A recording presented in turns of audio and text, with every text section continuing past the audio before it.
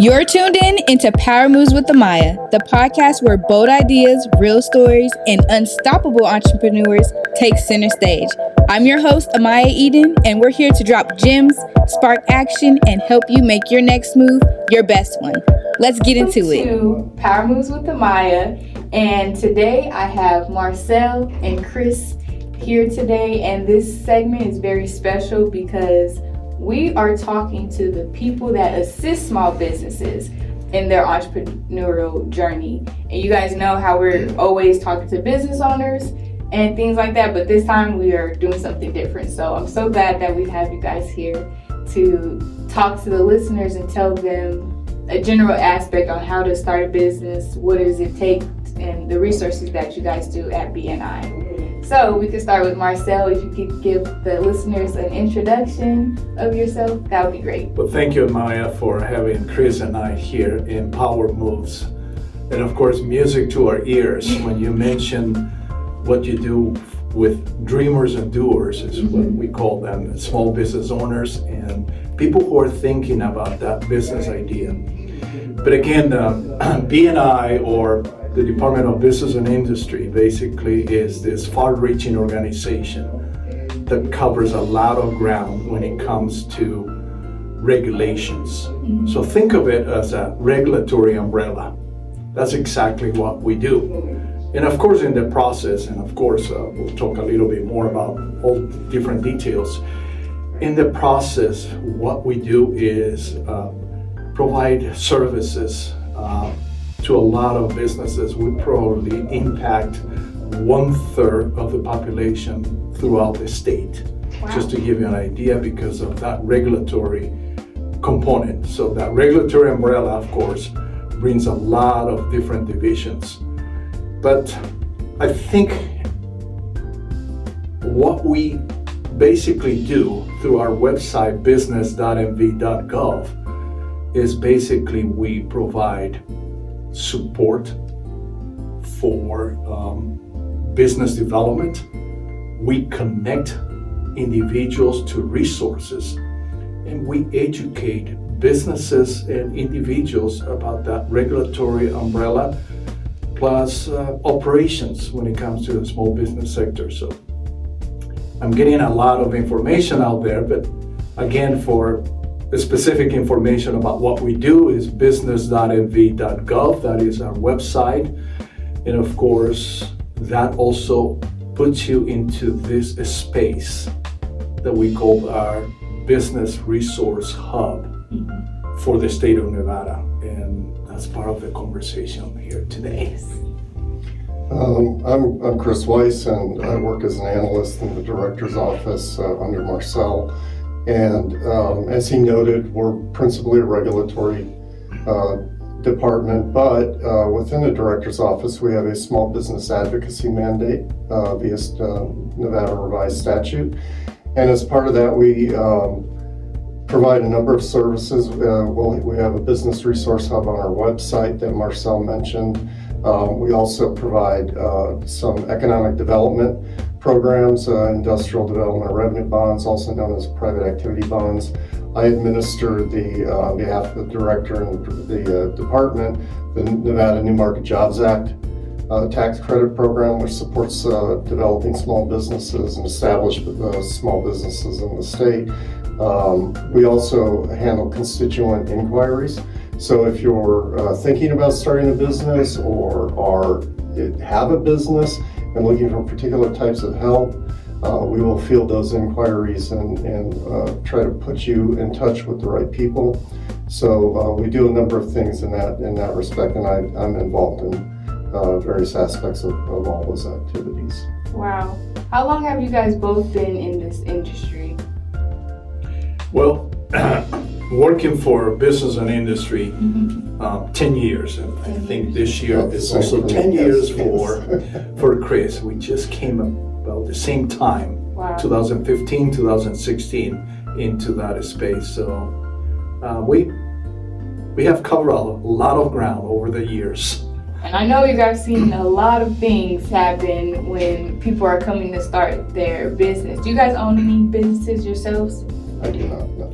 I do. I have been a small business owner since 1996 with my wife Sylvia. So in the area of workforce development, we have survived a recession, we have survived a pandemic, and we're still business, but it's a very different business model of what it was in 1996 and throughout these years.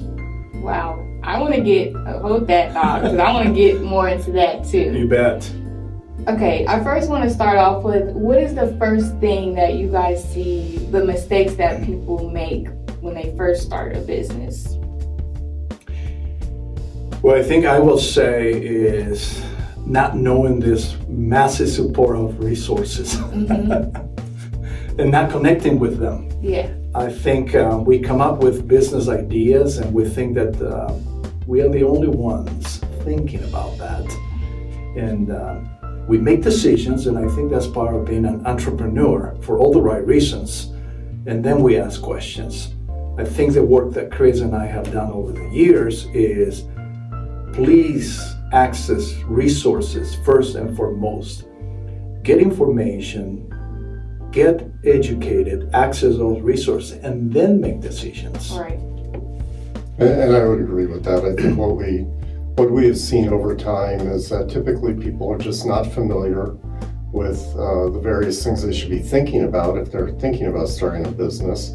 If they started a business and they're looking for resources, they're just not aware of what may be available out there. And some of our primary focuses over the years has been on developing information products and tools that can facilitate that information flow to people in those positions. So just not knowing the ecosystem, not knowing how it works and what's available to them. And then, realizing that you can reach out, you can talk to these different resource partners and others, and you can get help. And it generally doesn't cost you anything. So. And I think one of the things that we also see is that for all the right reasons, small business owners, entrepreneurs focus on the product or service for all the right reasons, right? Right. But that's just one component to produce something of great quality or to provide perhaps a service such as website design, something to that effect. But Chris was just mentioning, to put a framework around a business is very, very different. And that's why we came up, Chris was mentioning the Nevada Business Resource Hub. That hub houses the roadmap, which is basically this ecosystem of resources. And if I had the vision to point to a roadmap, the person who really put it together is sitting next to me. It's Chris. Wow. You guys put this roadmap together? Exactly. He was the designer, developer of what you see over there. That point and click roadmap is basically a product of Chris putting it together.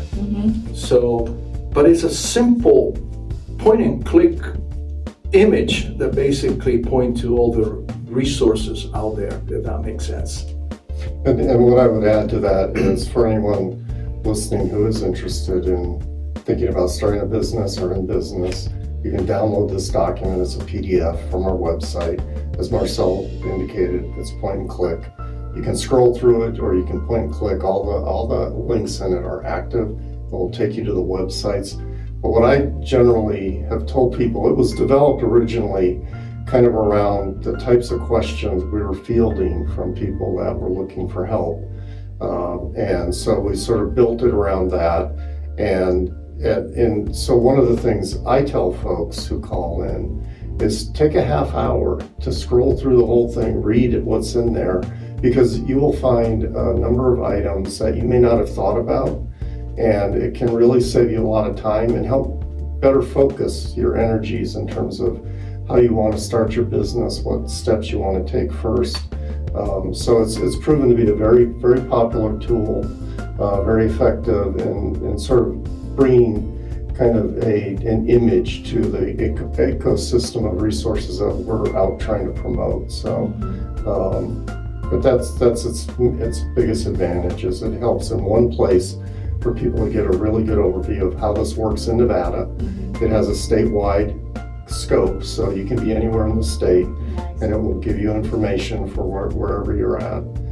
So we highly recommend people take the time and download that, take a look at it from our website.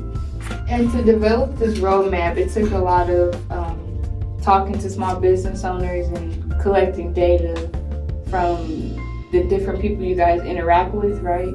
It was based on a lot of the interactions we had, at least I had in the first couple of years of working for BNI, because again, we're doing small business support, and just some of the inquiries we'd get via email, and then knowing what our resource partners were doing, and knowing that many people just weren't aware of them. So it was an effort to try and pull all that together. It's a state, so we're a little short on resources, so we rely on, this is really old technology, it's hypertext PDF. But at the time, to give you some perspective, you're either having to call around and figure it out yourself, which is hugely time consuming and ineffective because you may not know the right people to contact, or to the extent there were tools available, they were basically large documents that could be 100 pages long, how to start a business, how to do that, and people just don't have the time and energy to read those. So what we tried to do was make it visual, distill it down, make it super easy to use, so that the key points get across to folks, and they don't have to spend a lot of time trying to find where are the websites, who do I need to, it'll take you there. And so you can get a lot of the information just sitting at your desktop, and that was the objective, and it's proven very, very effective in addressing those issues. So. Well, and I'm hoping that you will put some type of information to this, but this image has over 400 links of resources. Over 400? Over 400 links of resources. That's the beauty of it, because very often when we exchange information, of course, we point to individuals, professionals, for all the right reasons, and also organizations, but it's very hard for us to remember that if we don't know the ecosystem. It's a lot easier to remember, where can I go for help? Where can I go to access $10,000? Right. And pointing to non-traditional institutions that can provide that information. Where can I go if I need to hire one person, either full-time or part-time? Which are the resources out there? And there are plenty. So pointing to this ecosystem of over 400 links basically is individuals, organizations that can help you for free. For free? Yeah, what? For free. Did y'all hear that? So we don't lack resources. What we lack is, of course, the information or access in many cases, because people don't know what they don't know. And we never question good intentions. Right. We are well intended. Every entrepreneur out there, as you know, Maya, they are well intended. They have this vision and they want to succeed. But succeeding takes more than just putting a plan together. Right. It takes a lot more, as you know. And you guys have all the resources to help them. What, 400 links? So this roadmap is in order, right? On what, if somebody's looking to start a business, this is the roadmap to where to start. And I think that's super helpful that this roadmap was created, because the information is overwhelming. And a lot of people are like, where do I start? I don't know what to do. Like, I don't know. And I'm glad that you mentioned that, like, you were getting the feedback and you guys simplify it for these people to make it easier for them to, like, digest the information and make the journey easy for them to ease their way into entrepreneurship, because it's a lot. Oh, yeah. 400 links, that overwhelmed me already. But it's there, it's available. There's no excuses on why you haven't started your business, or I mean, there could be lack of knowledge or not being in the right rooms, and for this to be available now, I'm glad we're having this podcast so a lot more people could understand, like, you're not alone, you can't do this by yourself, and there's people out there that support you and knows what you're going through. Well, and you know, Chris mentioned the involvement of different individual dedicated professionals. Mm-hmm. Like, for example, one of them, Andy Perla from SCORE, Mm-hmm. when we were going through this exercise, mentioned you should have a stop that says getting help. Mm-hmm. And that space was created. And then you click on that and access all these wonderful organizations, Nevada SBDC, SCORE, the Women's Business Center, VVOG, and many, many others. Nevada Grow, as you know, many other organizations. But that has been the beauty of working with the roadmap, because it's ongoing, is work in progress. Right. It just doesn't stop. As resource partners approach us, they say, well, how about this? And we go through the analysis and look at what Chris will always mention to me is the user experience. That was, I think, a value proposition. If I raise a question, how can we create a roadmap? He simplified by saying, let's create the user experience that is simple, that is not complicated, because there is massive amount of information out there. It's overwhelming, and it's like, it could easily make someone be discouraged to, like, oh, I'm not even gonna start this business because I don't even know what to do. I don't know where to start. I don't have people around me that could help me get to where I want to go. I think that was very important and very intentional with this roadmap. And I don't see it says what type of industry it's only okay for. So this roadmap is open and useful for all industries, right? That's correct, yes. It's designed to give you sort of an overview of a lot of the basic things you need to think about licensing, because there are a number of variables associated with just getting a business license. You have to get a state license, and then depending on where you're at in the state, there are local licenses. Depending on the occupation you're pursuing, there may be occupational licenses or other types of permits associated with it. So we have another licenses and permits section in there with links to a large number of occupational licensing boards that provide, if you're a veterinarian, you want to be a veterinarian and work in Nevada, that type of stuff.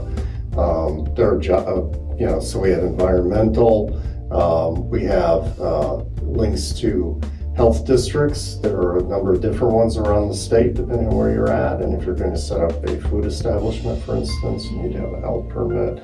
So we have links to that information. So the real advantage, and funding, which is like a number one sort of request outside of just, what licenses do I need? Funding is probably the biggest inquiry we receive. And so we have an entire section in there with broken down into different types of funding sources that you can look at.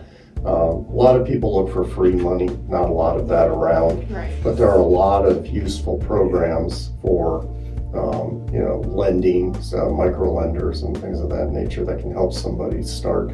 So we have links to a number of those in the guide. As Marcel mentioned, hiring, workforce issues, we have links to some of the support resources you can access if there are tax credits and other things you can get. So we have links to those. And then just at sort of the top, when you're starting out, you'll see categories on planning and training. So if you need to learn more, there are a lot of resources out there. And as Marcel mentioned, free. So we focus a lot on things that are free, small business administration, and it's a group of offices like SCORE, as Marcel mentioned, and Nevada Women's Business Center. So we have links to all of these. They offer training classes, they offer all different aspects of running a business. So the guide is an attempt in one place for you to go through it at your own leisure, get a really good sense of sort of what all is out there, And then it's sort of up to you to decide, because there are so many, as you mentioned, so many different types of industries and businesses. And we, because we're on this side, we don't know what those thousands of people that are looking for this information respectively want to do. They are allowed by themselves to kind of figure that out. And this is a tool that allows them to do that more efficiently and hopefully, get them started faster than they would otherwise, and save them time and maybe not waste a lot of energy going down paths that don't pay off. So. And Amaya, we also, within this roadmap, we point to the entire ecosystem of chambers throughout the state. Sometimes, we don't realize how important it is to connect with what we call the small business cornerstones, which happens to be chambers of commerce, and how we can maximize that. I don't think chambers of commerce will directly help you, but if you get involved, you can get a lot of benefits. Right. And chambers, when I said not directly help you, they will facilitate the interaction with putting you in contact with resource partners. That's exactly what our office does also. People can call us and we do sort of a pre-assessment, Amaya. We just listen, and then we connect them with the right resources, either by email, making an appointment directly. But it's not just to say, well, here's a phone number and just go your way. Right. But it's basically helping them. And one of the things that I have learned over the years is that, again, going back to what I said, an entrepreneur, he or she knows about the product or service. However, I always say we all have to do a self-assessment. Yeah. And that self-assessment is, am I willing to hold hands and ask for technical expertise to help me out? And that is where I see sometimes a huge barrier, because we don't do that effectively. We do it here and there, but not consistently. Throughout all these years that I have run a small business, I have always relied on resources out there that can help me with anything. I don't care if it is the budget, having a bookkeeping service in place, doing the marketing, putting together a logo. You can access all those help, as you know, in order to help you realize that, but you have to be willing to hold hands and get the expertise, not for the product or service necessarily, but how you are going to frame your business idea in order to succeed out there. Yeah, that's like you saying they have to put their pride to the side and be like, I need Thank you for mentioning that. That's exactly what it is. Yeah, it's like, I think people go into business thinking about how they would want their business and not about the customer. They're thinking more about themselves, how they would, I'm right, I know everything, I don't need help. Yeah, no, and Chris and I will have conversations about that, because within the user experience is also, we never question the product or service, because at the end of the day, ultimately, it's not you that will decide the success. It's, to your point, is the customer. It might be painful to get a reality check of someone telling us, yeah, you probably have a great product, but no one wants it. Right. So at the end of the day will be the consumer. The customers will tell you if they really want your product or service. Otherwise, you will either succeed or you're going to fail.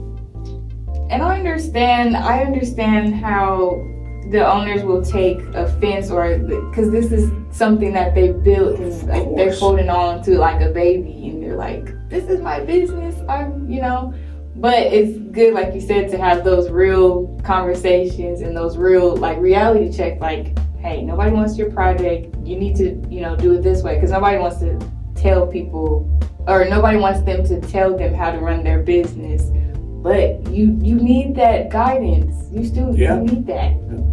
It's important. Or sometimes just adjusting what that product is. Comes to mind Nespresso machine. They almost fail until they put it together. The value proposition is basically they sell, number one, the machine, so one-time sale. But then guess what? They have recurring sales of the coffee that they provide. Yep. And that's how they make money. But that company almost failed with the original business model that they have. You mentioned, we were talking about pridefulness. What are the other things that you see that small business do that hinders their growth for their business? Well, one thing that comes to mind is you have the desire to start a business. But are you willing to put the work that goes into it? And that is a tremendous amount of hours. And as you can imagine, many people succeed because there are no boundaries to putting in their work. Right. And those are long hours. You have had small businesses here interacting with you. It goes outside what we call the bureaucratic time frame, but putting the time into it is one thing that comes into mind. I would echo that. I think that an appreciation for how hard it can be and your willingness to do that. The ones that succeed are the ones that are willing to do that.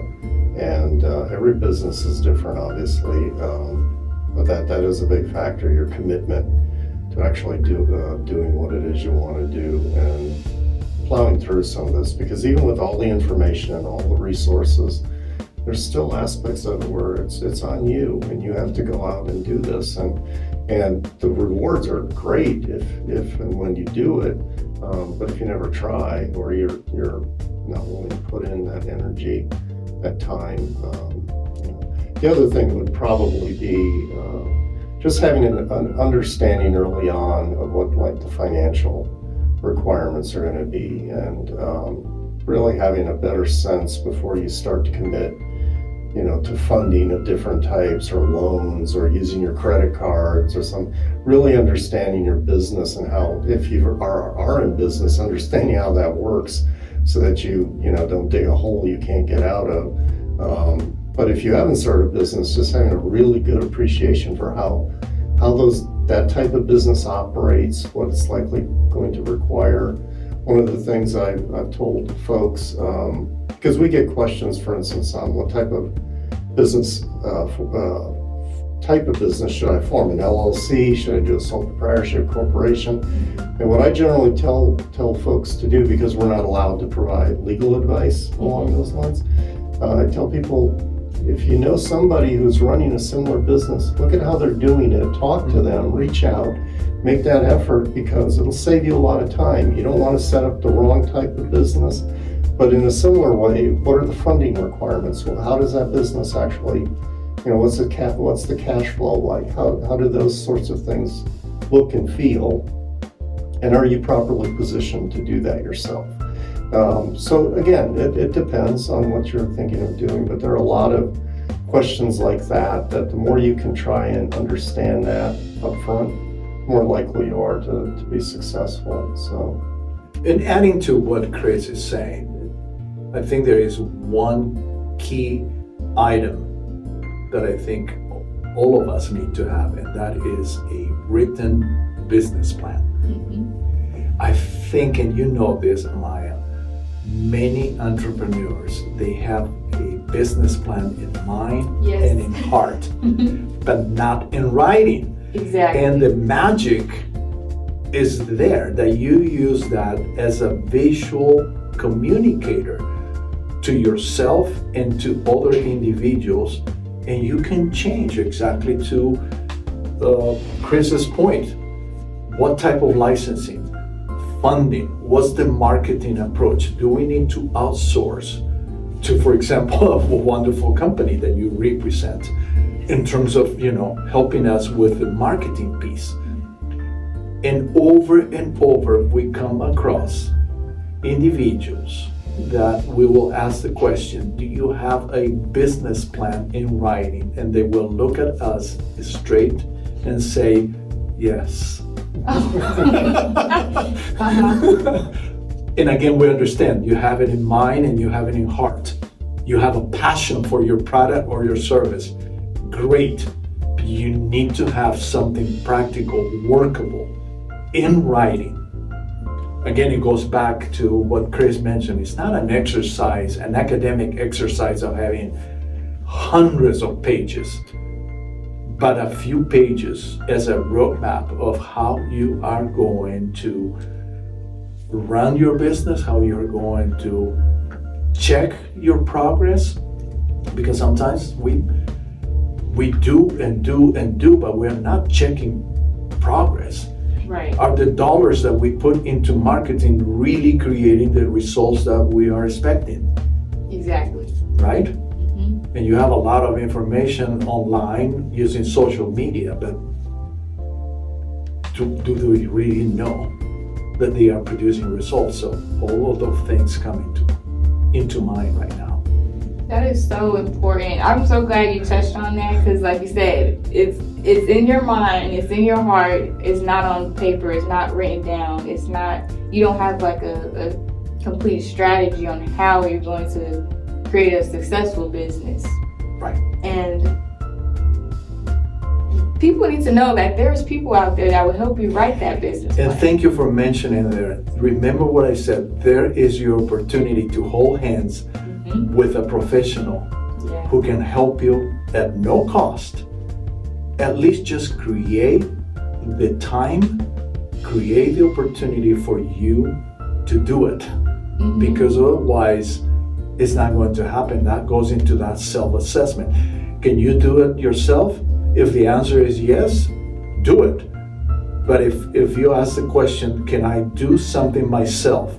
And the answer is no, you better start holding hands and pulling resources your way. Mm-hmm. So to a point that in many cases, I think entrepreneurs can surround themselves with just a bunch of expertise according to this. Someone in the area of licensing, someone in the area of marketing, someone that can help you with, with your internal operations. Right.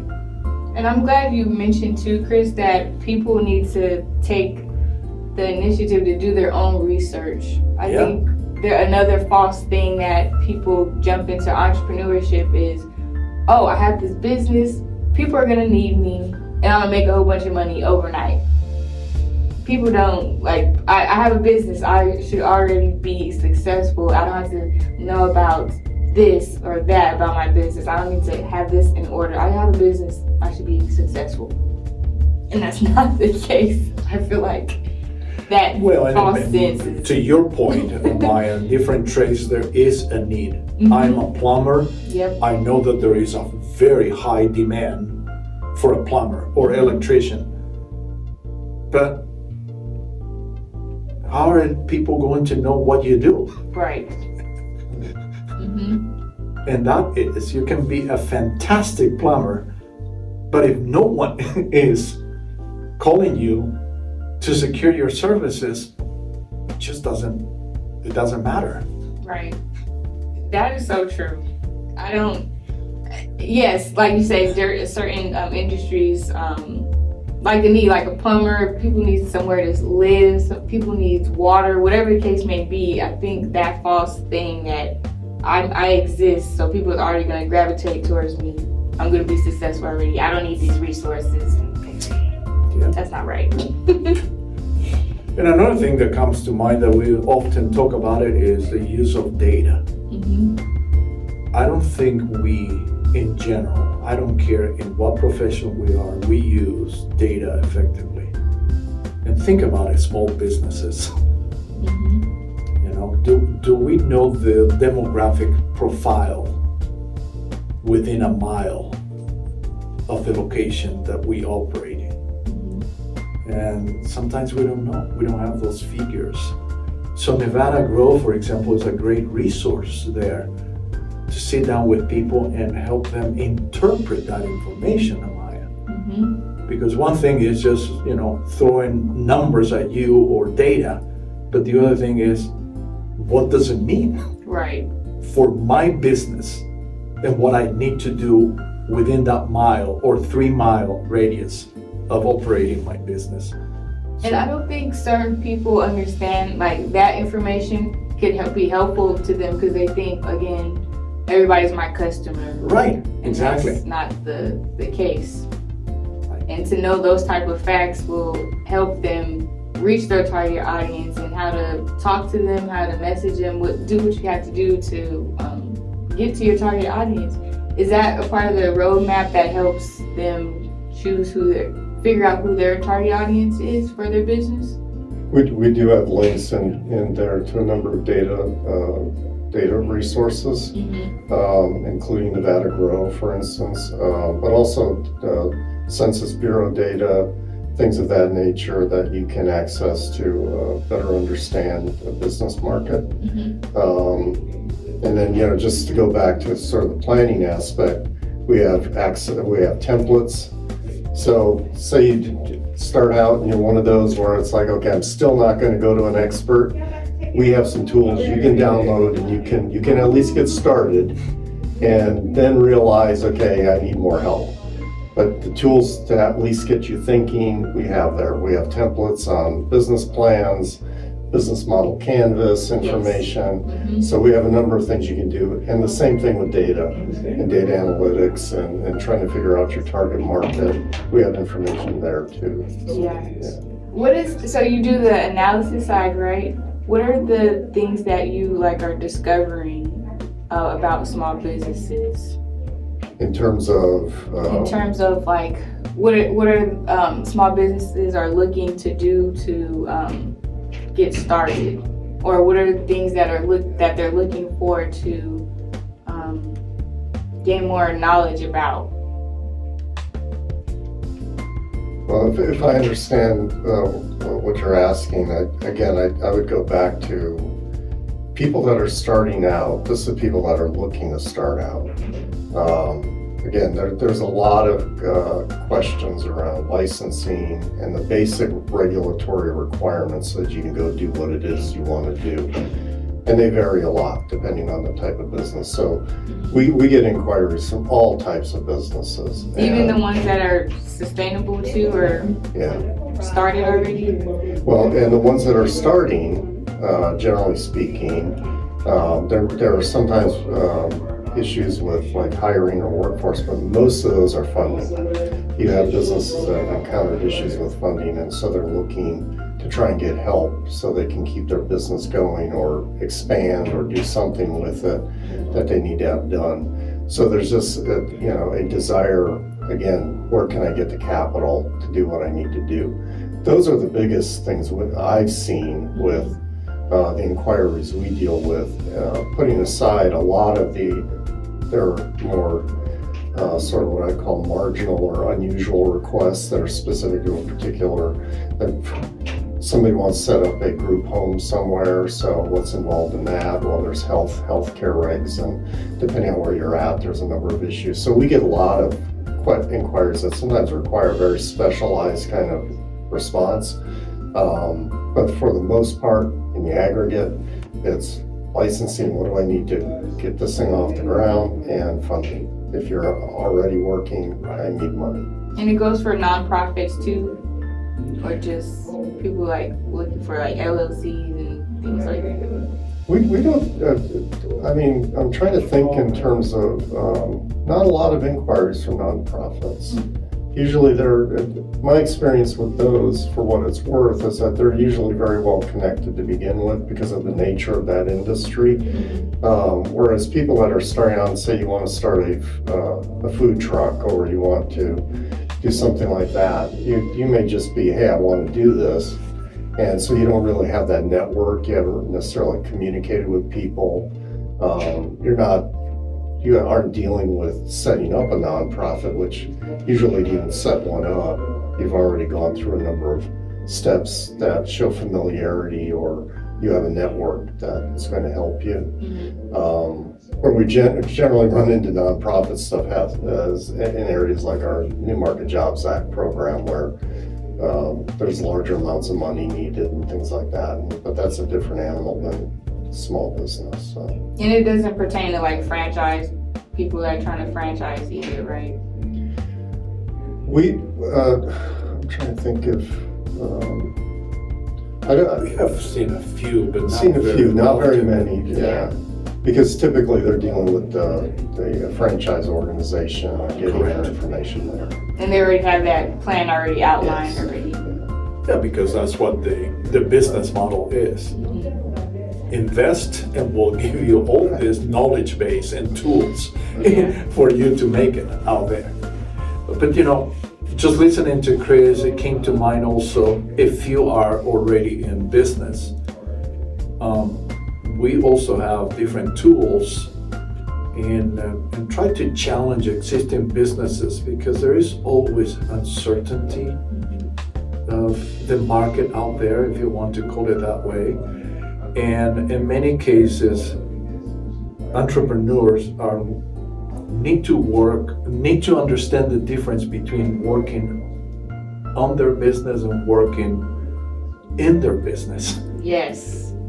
Mm-hmm. And for all the right reason, this, Amaya. We are in the trenches. Yep. For all the right reasons. Mm-hmm. But at some point, we have to allocate a percentage of time to start working on your business. And that comes also because a lot of people, the profit margin for a lot of small businesses is very little.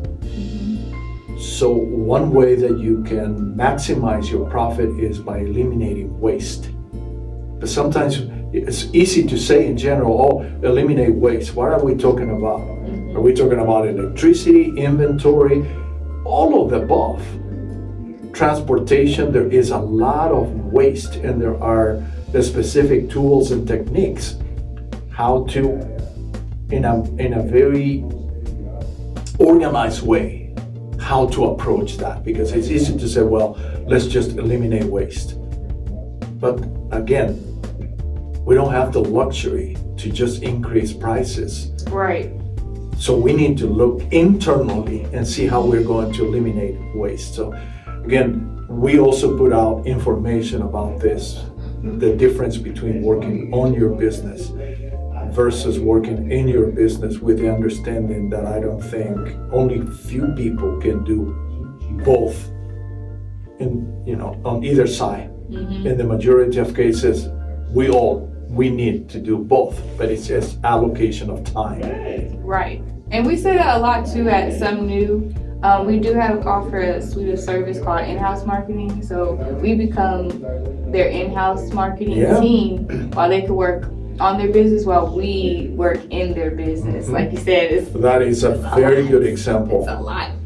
Yeah. To want to execute and have to get done. It takes a lot of people and resources to help you get to where you are. You can't do it all by yourself.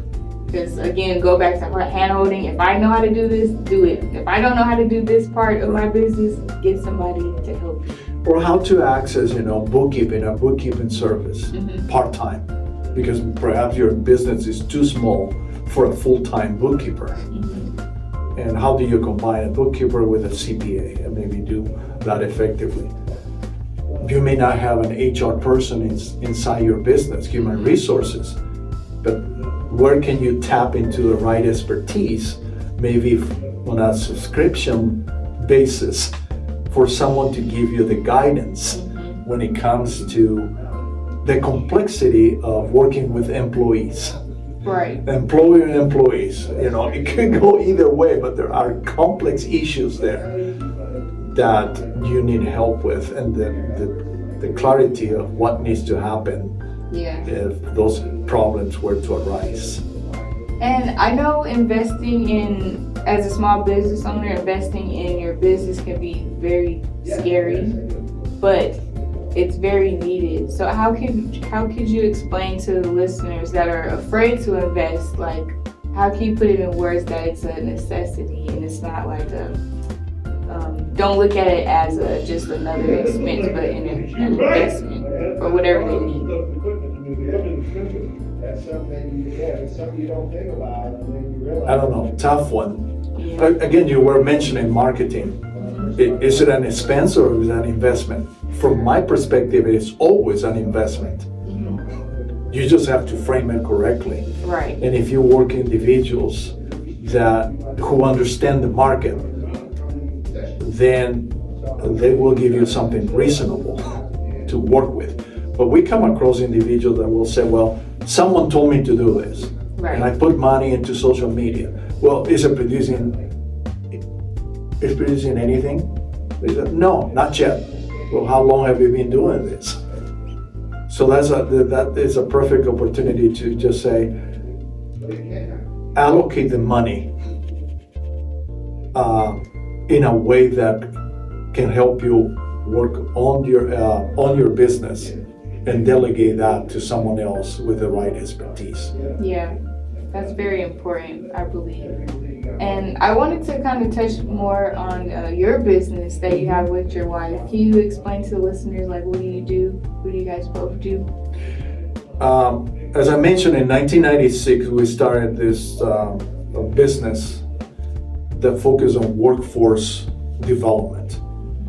And the value proposition, Amaya, was we exist to enhance communications in the workplace. That was the value proposition. How we do it through translation services. We do it through supervisor skills, diversity training, and so forth. That industry has evolved tremendously in other areas. Like, for example, right now, translation services are basically has shifted into a lot of automation, but we still do it because a human intervention is needed there to be able to simplify the information. Sometimes people have a hard time understanding it. People will say, why will I need a service like that? Because if you put a safety manual and you don't capture the intended message, guess what? Something happens, and then you will legally be in hot water because you relied on an automatic translator. But anyways, that has been the journey, and of course, in my capacity right now, I have delegated that entirely to other individuals. But that was, so when I interact with individuals, Amaya, I always tell them, what I'm going to tell you is not something that I read in the book. I have gone through it. My wife and I have gone through a lot of changes, redefining the business model, surviving a great recession, in which basically overnight people tell you, we're happy with your services, but because of this recession, we have to eliminate your services. And those are the things that I think come from any small business owner. You just never know how things are going to affect your businesses. Even during the pandemic, look at how many restaurants did not survive, but many others thrive because they had this component of takeout activity. Right. So they were able to make it. So entrepreneurship is exciting, as you know, but it's also tremendously complex. And that is full circle where we go to, you gotta connect with the right resources. You need to find the support for your business development, your internal operations, and putting a business plan together and other pieces that need to be in place. And does this but it has to be roadmap- ongoing. Yes. Does this roadmap help small businesses adjust to whatever's happening in the economy? Like you mentioned, the Great Recession and the pandemic. Does it help them to figure out how to stay What do you answer relevant? that, Chris? I would say that to the extent you are aware of the economy and the larger things that are going on around you, it provides access to information that will help you maybe develop the resilience to work through it. Yeah. We kind of to the point about how challenging it can be when times are tough. We have things in the guide on common mistakes you should think about and try to avoid. We have some brief articles on self-care, because there's a lot of stress and anxiety that can go along with starting and running a business. And again, this larger idea of, and this kind of goes back to your question earlier about how do you decide how much to put into a business? I think it really depends on, from my perspective and having talked to a lot of people, is what is your passion? Are you doing this? Is this a passion? Are you realistic? And if you are, build the resilience through this greater understanding of the tools and things that are out there, the information. Fill yourself with information. As you've said, be intentional about what you're doing.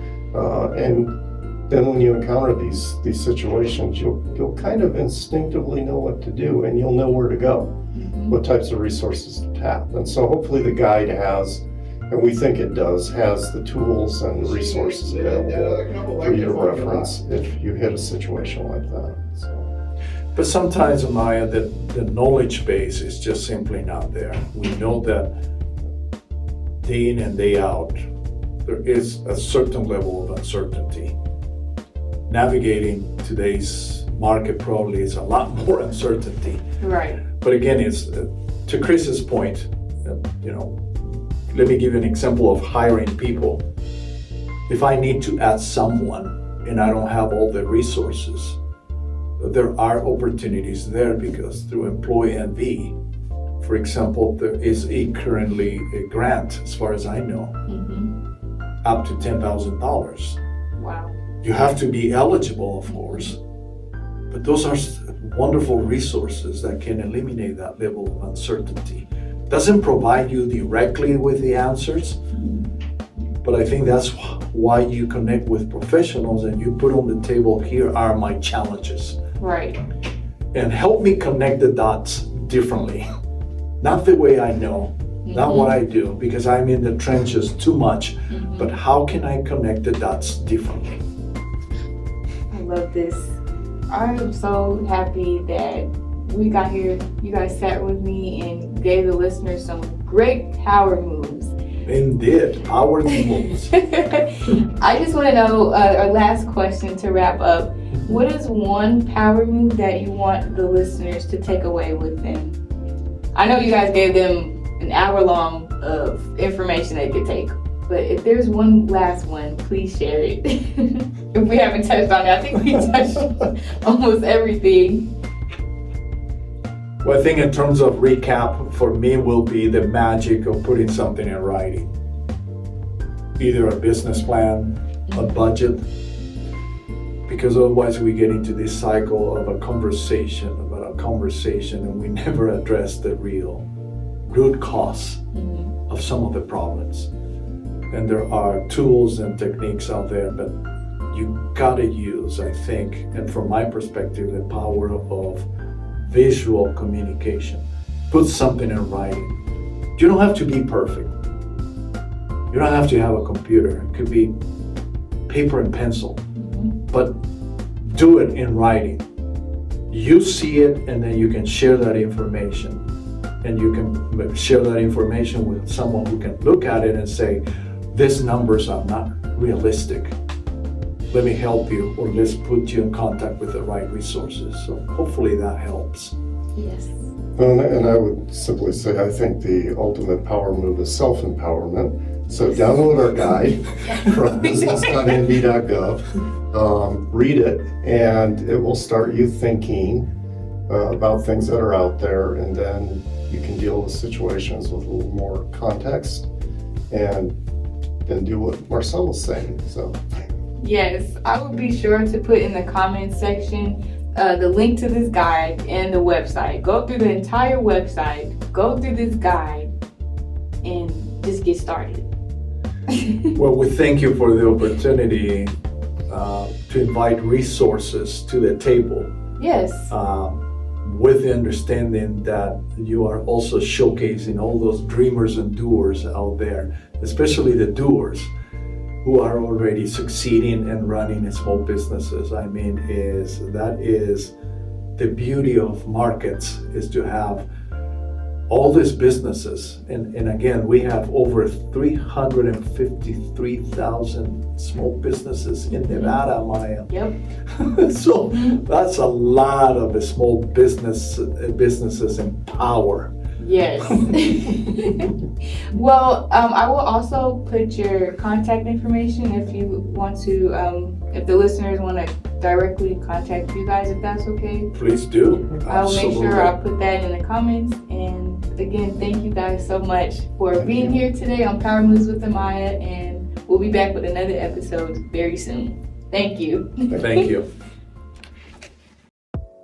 That's a wrap on this episode of Power Moves with Amaya. I hope you're leaving inspired and ready to make your next move your best move. Don't forget to follow us at Some New Solution Zone on Instagram, Facebook, YouTube, and LinkedIn for more gems, updates, and behind the scenes.